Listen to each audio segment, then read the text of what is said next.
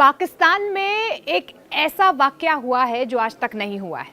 हम आपको बता रहे हैं कि क्या हुआ है। आईएसआई चीफ को एनएसए बनाया गया है। जी हाँ, ये पहली बार हुआ है। ये पहली बार पाकिस्तान में हुआ है कि आईएसआई चीफ को एनएसए बनाया गया है। आज से पहले कभी भी पाकिस्तान में इस तरीके का बहुत बड़ा फैसला नहीं लिया गया है। अब हम आपको पॉइंट्स बाय पॉइंट समझाने की कोशिश करेंगे कि आखिर ये जो महत्वपूर्ण घटनाक्रम देर रात पाकिस्तान में हुआ है उसके बाद से अब क्या बदल सकता है। दरअसल भारत पाकिस्तान तनाव के बीच पाकिस्तान ने अब ISI chief lieutenant general Mohammad Asim Malik को एनएसए नियुक्त कर लिया है। यानी कि पहलगाम पर जिस तरीके से भारत की तरफ से लगातार एक्शन लिया जा रहा था, पाकिस्तान अलग थलग पड़ता हुआ नजर आ रहा है, डर गया है, खौफ में है। और यही वजह है कि आईएसआई चीफ को उन्होंने अब एनएसए बना दिया, यानी कि राष्ट्रीय सुरक्षा सलाहकार बनाया गया है।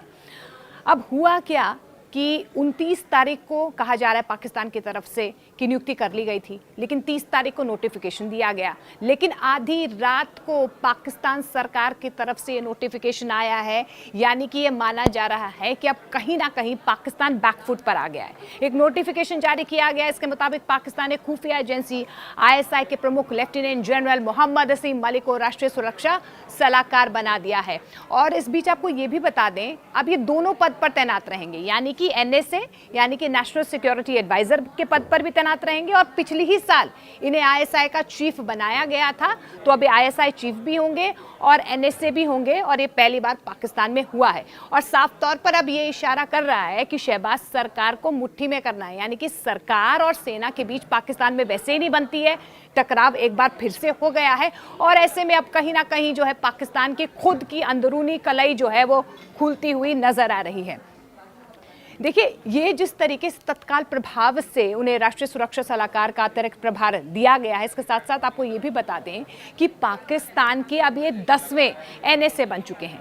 पहलगाम अटैक के बाद भारत के हमले के डर से ये बहुत बड़ा फैसला लिया गया है। ये संकेत मिल रहे हैं क्योंकि आधी रात को ये कहीं ना कहीं तख्ता पलट किया गया है। अब दोनों ही पदों पर ये तैनात रहेंगे। अब भारत का खौफ किस तरीके से बढ़ता हुआ नजर आ रहा है, क्योंकि पहलगाम अटैक करवाने के बाद से पाकिस्तान की अब खैर नहीं है, ये तो भारत ने बता ही दिया है। 5 बड़े प्रहार किए गए थे।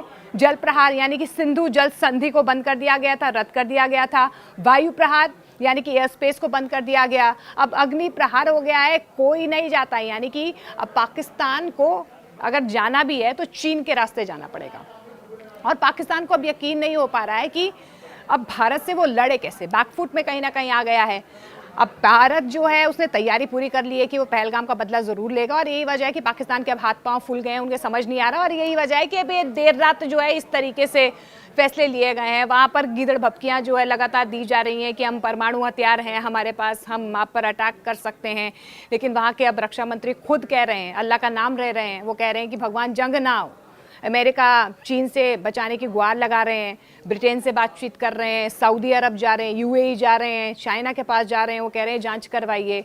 पाकिस्तान अब डर गया है। लेकिन इतिहास में ये पहली बार हुआ है जब कोई आईएसआई और एनएसए दोनों ही एक ही पद पर तैनात रहेंगे। और आनन फानन में ये सब कुछ हुआ है पाकिस्तान में। ऐसे में कहीं ना कहीं ये संकेत मिल रहे हैं कि अब पाकिस्तान बैकफुट पर आता हुआ नजर आ रहा है, पाकिस्तान डर चुका है।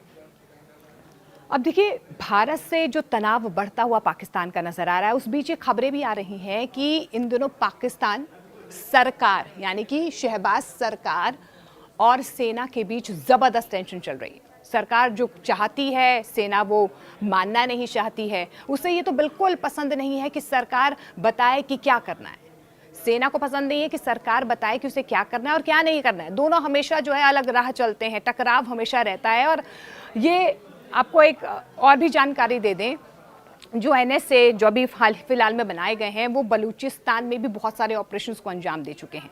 और दुनिया में शायद कोई ऐसा ही देश होगा जहां पर सेना और सरकार के बीच हमेशा 36 का आंकड़ा रहा है।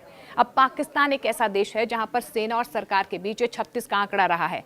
कहा यह भी जाता है कि पाकिस्तान में बनने वाली कोई भी सरकार अगर होती है, सबसे ज़्यादा अगर किसी से डरती है तो वो अपनी ही सेना से डरती है। और जितने भी प्रधानमंत्री बने पाकिस्तान में, सब जेल में।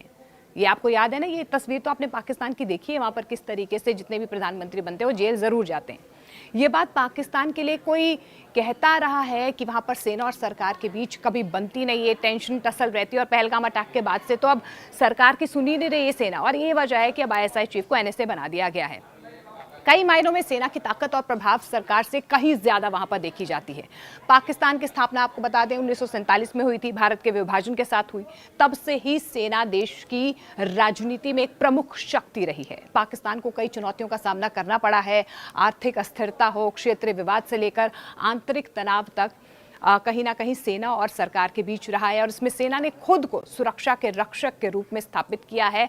और अब क्योंकि पाकिस्तान पर चौतरफा हमला भारत की तरफ से हो सकता है, अपनी सुरक्षा को और ज्यादा मजबूत करने के लिए पाकिस्तान के इतिहास में यह पहली बार हुआ है कि आईएसआई चीफ अब एनएसए होंगे।